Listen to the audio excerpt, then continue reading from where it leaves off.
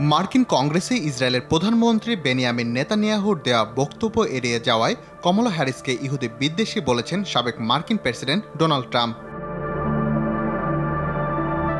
তিনি বলেন, কমলা ইহুদিদের পছন্দ করেন না, তিনি ইসরায়েলকেও পছন্দ করেন না, তিনি এটি সবসময় করে থাকেন, তার মধ্যে কোনো পরিবর্তন নেই।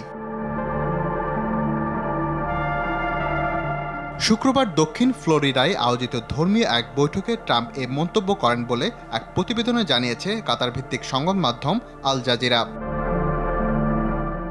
6000 mAh ব্যাটারির one and only power master NextG N73। শনিবারে প্রকাশিত ওই প্রতিবেদনে বলা হয়েছে, গাজার মানবিক দুর্দশা নিয়ে কমলার বক্তব্যের পর ট্রাম্প বেশ চটেছেন। ইহুদি ইস্যু সামনে এনে তিনি ভোটারদের খেপে তোলার চেষ্টা করছেন। এর অংশ হিসেবে বক্তব্য সরাসরি কমলাকে আক্রমণ করেন ট্রাম্প। কমলা হ্যারিস মার্কিন কংগ্রেসের অধিবেশনে দেওয়া ইসরায়েলের প্রধানমন্ত্রী বেনিয়ামিন নেতানিয়াহুর ভাষণ এড়িয়ে গেছেন বলে অভিযোগ করেন ট্রাম্প।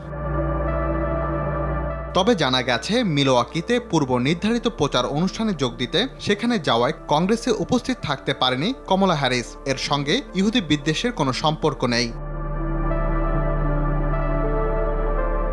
এদিকে কমলা হ্যারিসের স্বামীও একজন ইহুদি। তার বিরুদ্ধে ইহুদি বিদ্বেষী বা নেতানিয়াহুর বিরোধিতার প্রমাণ পাওয়া যায়নি।